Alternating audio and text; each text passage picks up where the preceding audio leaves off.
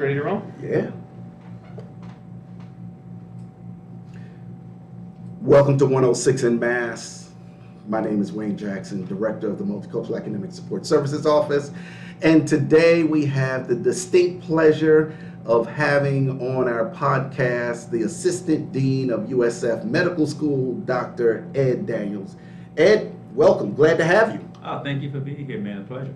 So, you've got a very interesting background. We're just going to jump right into it, okay? Okay. So, tell me about growing up and tell me about college. I know you had some issues and those types of things going to college. So, provide the listeners with some insight. Well, I grew up in Brooklyn, New York, born and raised. Mom and dad from Haiti, 3 older brothers, 1 little sister. So, being raised in Brooklyn, wasn't easy.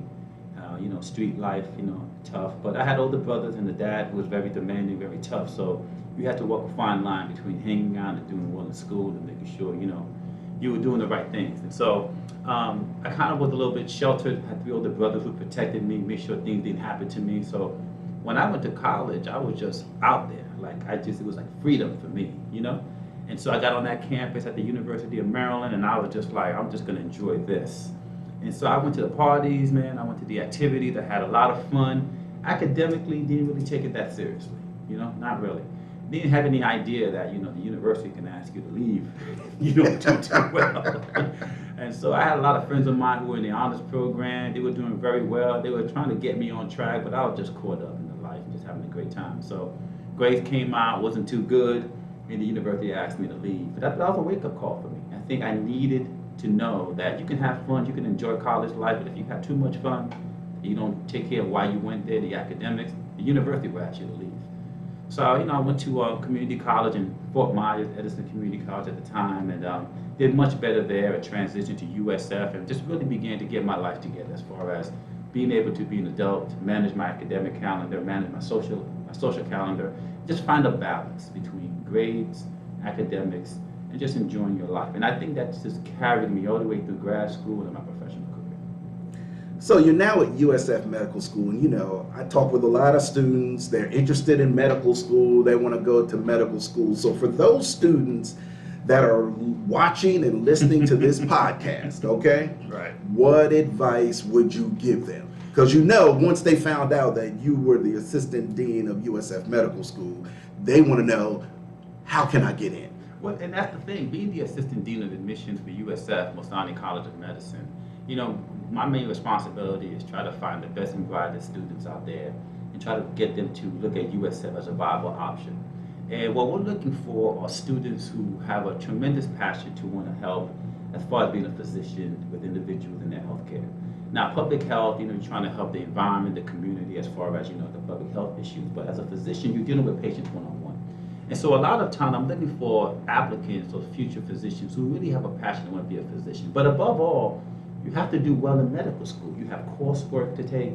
You have step 1, step 2. You have to pass. You have to be academically strong. So a lot of students will come to me and they want me to see their passion, which is wonderful, but the academics are not there sometimes.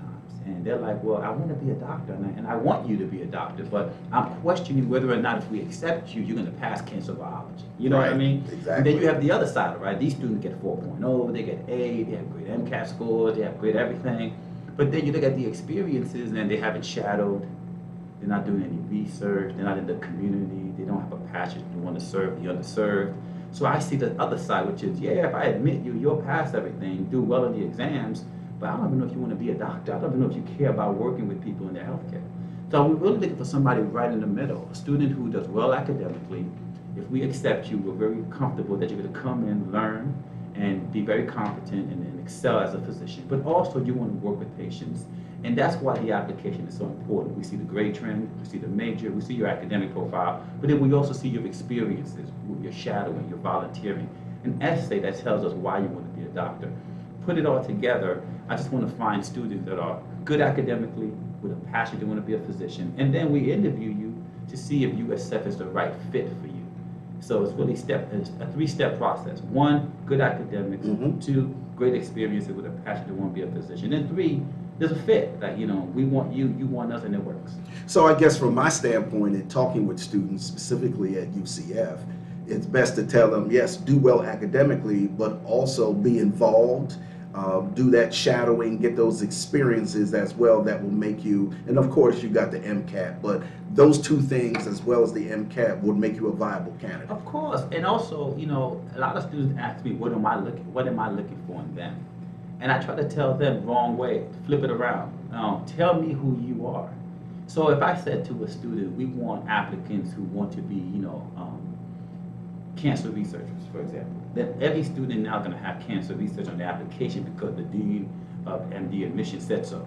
So you're a robot. You're only doing what we asked you to do or what you heard I'm looking for. That's not what we're looking for. We want you to be who you are. So when I look at the application and I see you're shadowing, I'm going to ask you, why did you shadow this cardiologist? Why did you shadow this neurologist? And why did that matter to you?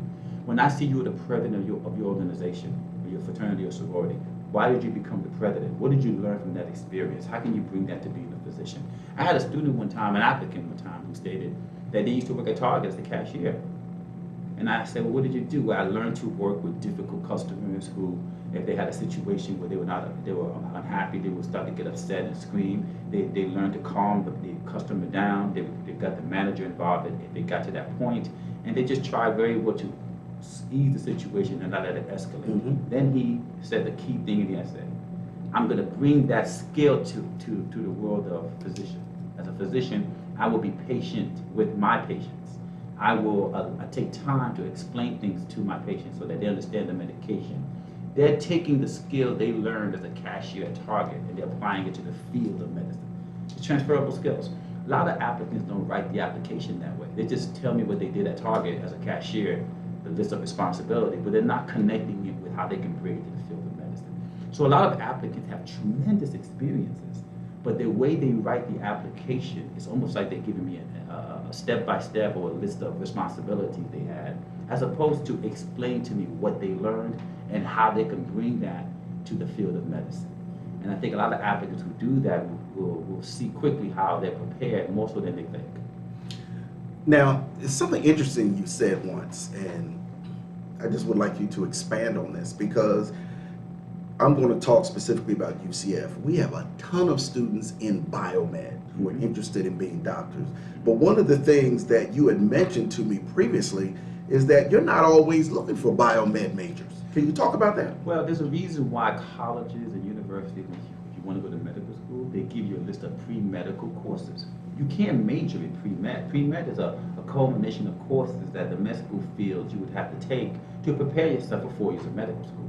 We have applicants who are music majors, English majors, psychology majors, and they are trying to be physicians. So we see the fact that they majored in music or dance, but they took the prereqs for medical school and did very well. But a lot of time, like I just said, when you read the application, they're going to take what they learned from dance and apply it to being a physician. They're going to take what they learned from fine arts and apply it to being a physician. So a lot of students have multiple interests. There are many people who want to be a doctor. They want to be a dancer. They want to be an author. Why do you have to pick one? You can be all three. You can be an author, you can be a dancer, and you can be a doctor.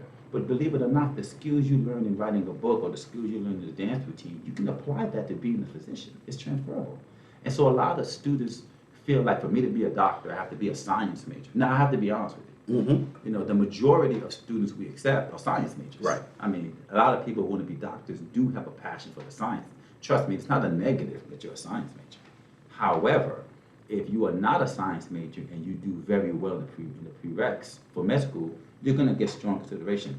Note what I said, very well in the prereqs. Right, in the prereqs. Right, because if we're going to ask you to take Bio 1, Bio 2, organic, quant, and biochemistry, that's what you have.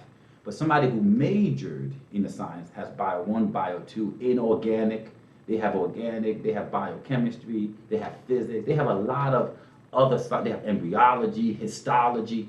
So if they received a B in a biology course, they have about 6, 7, 8 more science courses, upper division, that they can use to say, hey, I know what I'm doing. Right. But if you take the pre-med courses only and you get a B in bio, then there's not a lot of other science courses that you have to support that. So it kind of works against you. Yeah. At the end of the day, if you are going to be a major that's non-science, just do very well in the prereqs because you don't have a lot of other science courses to support you if you stumble. And that's the only key that I would say that might work at a disadvantage to a non-science major. But we have a lot of students in our med school that are non-science majors. Okay. All right. Excellent. So let's talk about, what we live in a society today is built around social media and all those different types of things. What advice would you give to students today as they begin to prepare for their career? It doesn't necessarily have to be med school, but just career in general. Well, I think it's a very tough transition for students to go from a student to a professional, to have that mindset. Social media, you just mentioned, is Instagram, they have Facebook, and there's a lot of ways in which students can express their point of view. What they don't realize is when you go on social media, you express your point of view. That's for the whole world to see. And some people have a warped sense of reality or an opinion that's very questionable. And so a lot of applicants will apply to med school, and then we'll receive an email from an anonymous student, anonymous source that says, you may want to look at this individual's Facebook page or their Instagram profile. And we find it and we see some very concerning comments being put out there. And that can work against you. And so a lot of time we try to tell students, look, you're a young professional, you're starting out, and social media is the thing, I get it, but just be mindful of what you post and what you comment on and what you like or don't like, because it's a reflection of who you are and how you think, and that can come back to hurt you in ways that, you couldn't understand. Even in the professional world, many people get fired for something they put on social media. We have videos of people doing some things, approaching individuals based on their race or based on their political, affiliation or their political views, and they're on a video telling a person what they think, and then you hear 3-4 days later the company they work for fired them because the company didn't know you felt this way, right? And there was never an opportunity for them to know that until you said it on this video that went viral. Same thing with students. Okay, you may want to engage in social media, that's fine, but just be mindful. Once you post, it's out there, and it can come back to bite you. Yeah, that's for sure. I just had a question and I totally forgot it. It's called age, Wayne. It's called age. But I had an answer for it and I forgot that too. Yeah, I know. We talk with me about balance because you're the dean of admissions for the medical school. That ain't easy work. And you go out and you're still recruiting, right? Because I remember one time, ladies and gentlemen, I was coming back because I'm originally from New Jersey. I'm in the Philadelphia International Airport, minding my business, and I look up, and there's Ed. I'm like, what you doing in Philadelphia? Recruiting. Well, we have a wonderful program that's affiliated with the Lehigh Valley Health Network in Allentown, Pennsylvania. It's called the Select Program. And so we recruit the Northeast for that program. And in the Midwest, and we have a tremendous amount of applicants from California migrating to Florida. We're 50% out of state. And so it's just an amazing academic class that we have coming in, and the applicant pool is rich. But we recruit because we want the best and brightest. And when you're recruiting, it's a big thing. But balance is a very important thing in life, not to mention medical school. Everybody who's a physician would tell you medical school is tough. Yeah. But it's not so tough where the medical school itself does not embed opportunities for you to relax, decompress. You got to get away from it for a little bit. And so we look for applicants who already are coming in with a sense of balance. What do you do for fun? What do you do to relax? And so, when life is tough. Yes, it's not just medical school, it's life. And if you work all day, you'll burn out. But if you have too much fun, you'll burn out. You'll burn out too. I've been on vacation. I ran into a couple of people who might say to me, I can't wait to get back to work. And I've been like, what do you mean? You're on vacation? You go, yeah, but I vacationed enough. It's funny, life is weird like that. If you work all the time, you seek a little relaxation. But if you're relaxing too much, your body and your mind kind of telling you, I got to get back in the grind here. And so these are the kind of students we're looking for, those who understand the value of balance. Medical school is tough. And I tell you, I work at USF, Mosani College of Medicine, and I'm supported by the leadership. Dr. Lockwood's our dean, Dr. Brian Bogner is the vice dean of education affairs, and tremendous support from them. Without their support, I couldn't do what I do. It's just the reality of it. And so we understand that as a professional, if I'm not supported, then I can't be successful. Well, students, if they're not supported, they can't be successful.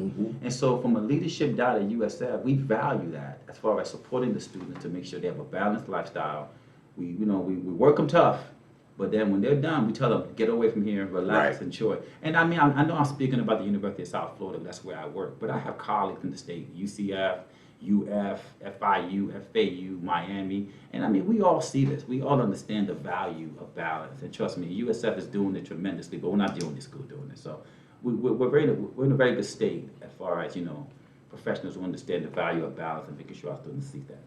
Let's go back some because I remember, 14 years ago we met and, you had a master's degree and, you were the senior, what was the senior associate?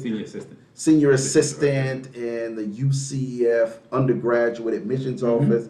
And then you decided you wanted to get a PhD. Why did you want to get it? What were your expectations in getting it? And then did you always want to be involved in medical school, or this is just the way it ended up? I'm going to tell you a very weird story. And so this is going to be very interesting. And so I graduated at Chicago State University. And when I went to Chicago State for 1 year, I graduated. And my parents came up for my graduation. My line brother came up for the graduation. And I sat under this tent.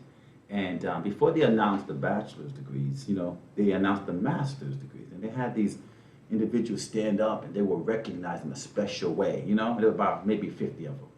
And then for the bachelor, I saw a couple of hundred people stand up. And I said to myself, why am I part of a couple of hundred? I should be part of the 50. So I found myself back at USF. I went to USF, went to Chicago State afterward, and came back to USF. And I said, I'm going to get a master's. I want to be part of that 50. Well, what happened was I got a master's degree in college student affairs at the University of South Florida. Dr. Wilma Henry, started that program and just took it to new heights and new levels. And she's a mentor for me to today. And that program was amazing. So when I went to commencement, graduation, I was so excited I'm going to be part of the 50. I didn't realize that Chicago State didn't have PhDs, but USF did. So now I'm in a master's group thinking I'm going to be part of the 50. Now I see a whole other line of people with a PhD standing up in their small group. And the master, because USF is much bigger than Chicago State, was a couple of hundred getting masters. And I was like, wait a minute, I'm still in a large group. And so I said, I want to be part of that small group. Elite. I want to be part of that elite group. And so I said, I'm going to get a PhD. And I went and got a PhD in curriculum and instruction at USF. And finally, I walked across that stage and I got hooded and my family. Because there was no one else. Beyond, once you got the PhD, there wasn't no one else. You can be double PhD, Yeah. But that was it. But it's ironic how, because I was motivated by wanting to be elite and wanted to push myself, and I saw these different levels ahead of me, that I was just following the path. But I had good mentors, individuals who said, you can get a bachelor, you can get a master's, you can get a PhD. Mom and dad still around supporting me, pushing me. Older brothers still supporting me. Family, mentors. So I tell you, when you go to a college campus and you find yourself with positive people, you find yourself achieving things. And I kudos to you, Wayne. I mean, you are running the mass office. And the other day when I was talking, I was like, wow, how many employees worked under you that graduated, got masters, got PhDs? I don't think we can count. And you have just about all of them. You paved the way. Now, you didn't, tell them to go get it and shove it down the throat. You paved the way. They had to walk down that pathway, but you paved the way for them. And so I give you kudos to that, because you asked the question, why did I do it? It was a combination of wanting to be part of an elite group, but surrounded by positive people who told me I could. You mentioned, I put two things down here, motivation and mentors. What did your mentors mean to you, and should individuals have mentors, and then what type of mentors should they have? You should have a mentor, someone who helps you see things you don't see. And two, what type depends on you. If you're an individual who needs a kick in the butt, you should have a mentor who does that. But if you're somebody who kicks yourself in the butt, you just want someone who understands what you're going through, then that's what you're finding as well. And so mentorship is really trying to plug the gap between what you're lacking to get you where you need to be. But motivation comes from you. That's a lot of people say, oh, I heard a story and I was motivated by them. Yeah, you are motivated by the story, but you now have to be motivated to achieve. And the mentor can only help you achieve what you want. We can't help you achieve what you don't want. And so it's a balance between a desire that the individual has to have, and the mentor has to be a good fit to identify what you're lacking to help you get there. Dr. Wilma Henry was my mentor. I was the kind of student where I can get familiar and comfortable quick. I needed a stern hand. I needed somebody that was going to let me know when I was off and wasn't going to tolerate excuses. Dr. Henry gave me that. And now that I'm on the other side as a professional, I provide a stern hand to my mentees and say, hey, look, here's what you got to do. Let's get it done. Let's get you to, to graduate. So just recently, Dr. R.K. Pisano, she just completed her PhD. She struggled to get that done because, she had some situations in her life that derailed her. And she came to a point where she was questioning whether or not she could finish it. And I said, look, all you got to do is get back in the game. She already had the motivation. She just didn't know whether she could get back in. Once she got back in, she finished it quickly, And so once you have motivation and the proper mentoring and guidance, you can achieve whatever you want. One of the other things you just mentioned was the perseverance. And in talking to you, I know you had to persevere to get through that PhD program because it's not easy. Plus, you were working at the time, so you were working full time and doing the PhD program part time. So how long did it take for you to get through? And were there times when you were like, I don't know if I want to finish this or not? Right up until the last day when right up until the last day when I defended my dissertation, I didn't know whether or not I wanted to finish this because the road was long and grueling. And what compounded it was I finished the coursework at the University of South Florida, but then I received an opportunity to work in undergrad admission at UCF. And so my committee folks, my committee chair and the faculty advisor were all in Tampa. Now this is, 2010, Right. 2005 area.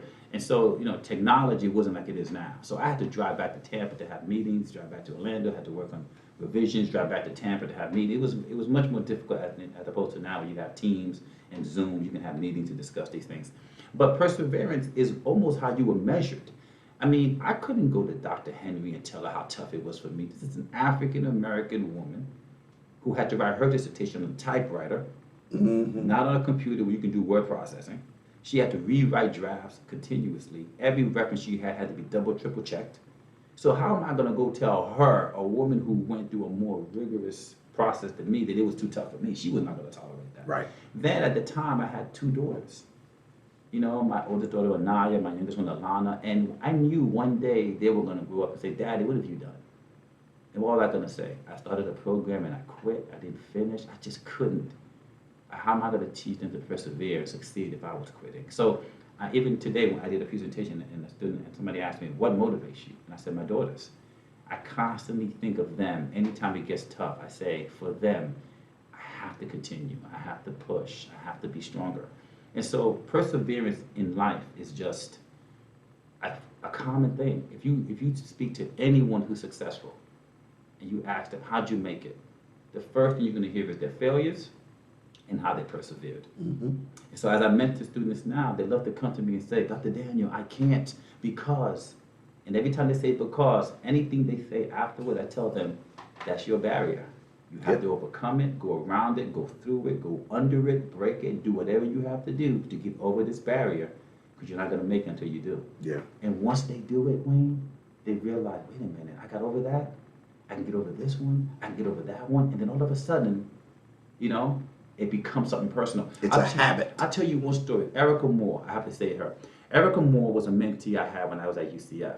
I met Erica in the lobby of UCF undergrad admission, and Erica was from Miami, and she was the first, I think, in her college, or one of the few in her family to go to college. I met Erica, and I said to Erica, look, I deal with 2 grades, A's and B's. Anytime you get a C or below, it's unacceptable.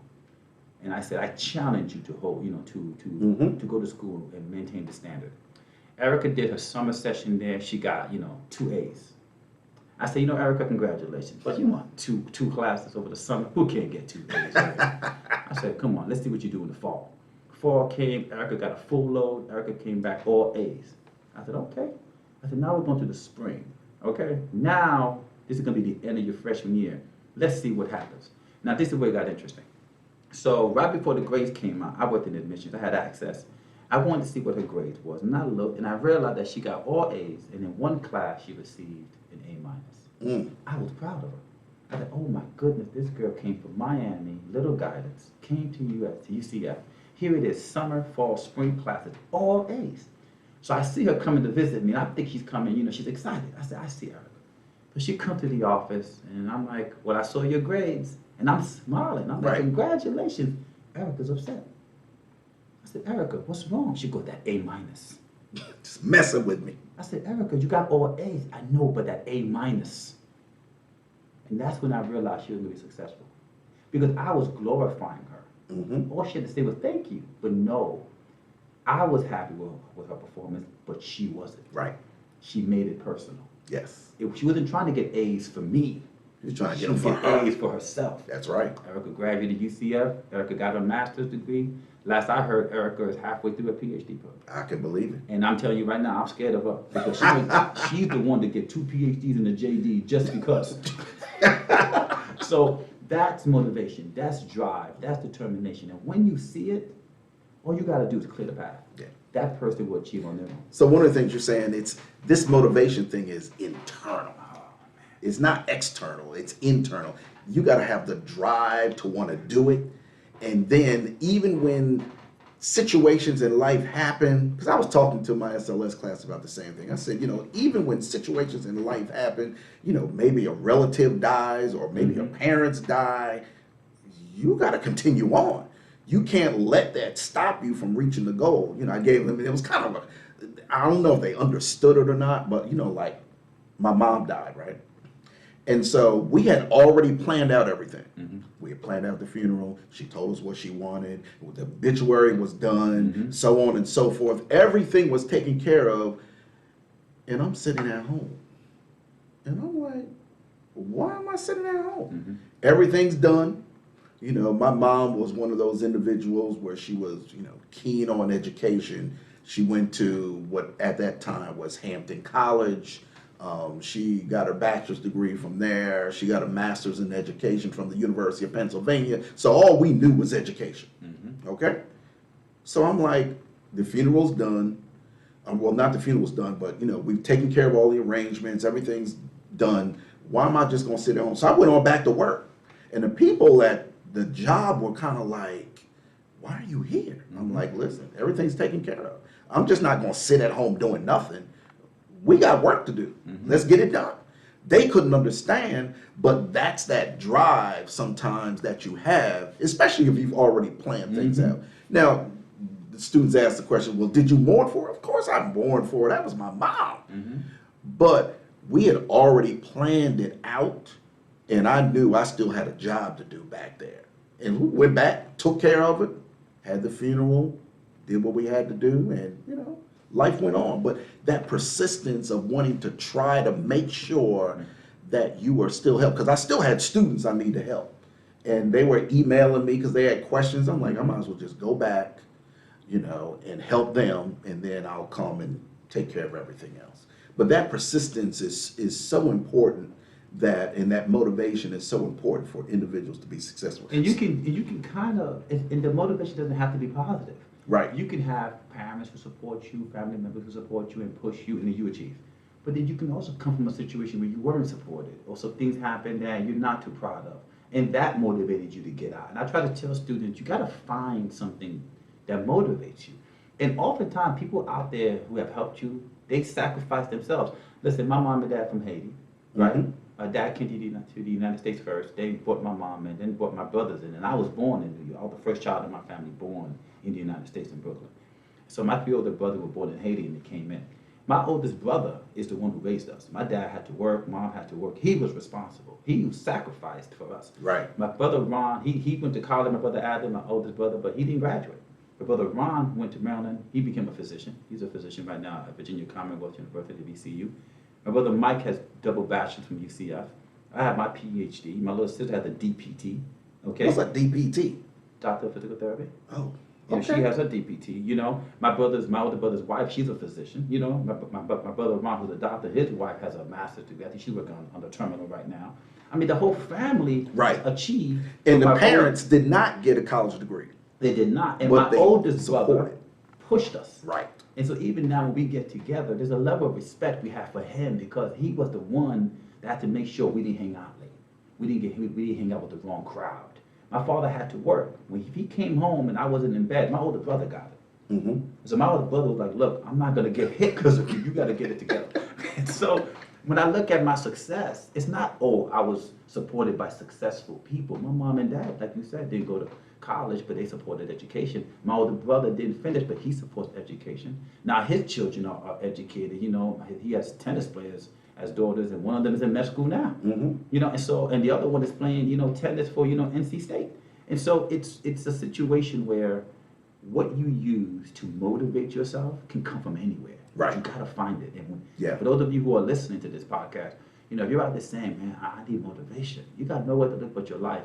There are many things in your life you can pull from to say, I'm gonna use this as a motivator to be successful. And I think not only that, and one of the things I try to tell students is that you, especially if you're first generation, you're the first in your family, and even if you're not, your siblings, your cousins, your nieces, your nephews, they're all looking at you to see if you can make it. Right. Because if you make it, then it gives them the impetus to say, well, you know what, if you can make it, I can do it. That's why it's so important that, and I was just talking with a student earlier today, I was telling them, all right, you know, you're in law school, you stopped out, you want to take a break, you need to go back and finish this.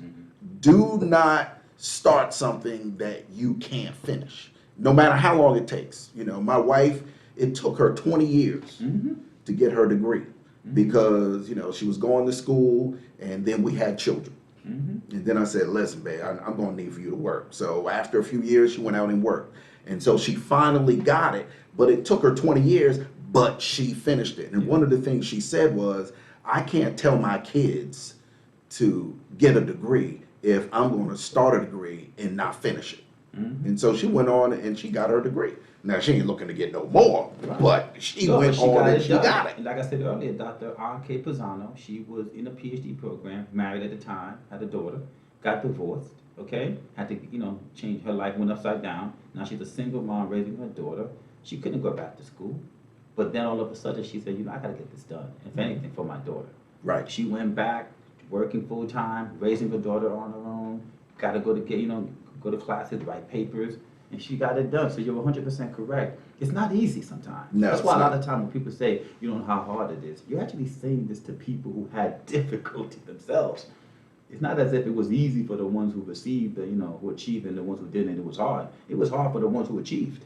Yes. They found a way to persevere, to rise above, and everybody can do it. All you have to do is be willing. And then you have people like you, and I mean this, like I said earlier, how many people on your team had challenges and struggles, but as long as they were willing, you paved the way, and now look, they're finishing up, they got their terminal degree, they're very successful. So life is not just, you know, I got to surround myself by successful people to be successful. You have to be motivated, you have to be willing to go through fire for something, and it's sacrifice. Like, my dad used to always say to me, love is sacrifice. If you're not willing to sacrifice for something, then you don't love anything. But when you're willing to sacrifice, that means there's love there. And so if you want to sacrifice to be successful, that means you have an internal desire that you love yourself, you want to be successful. There you are.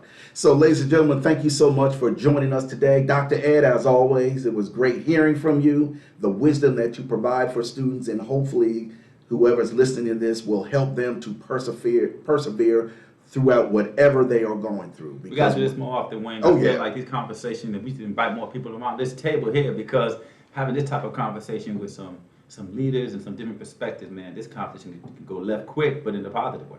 There you go. There you go.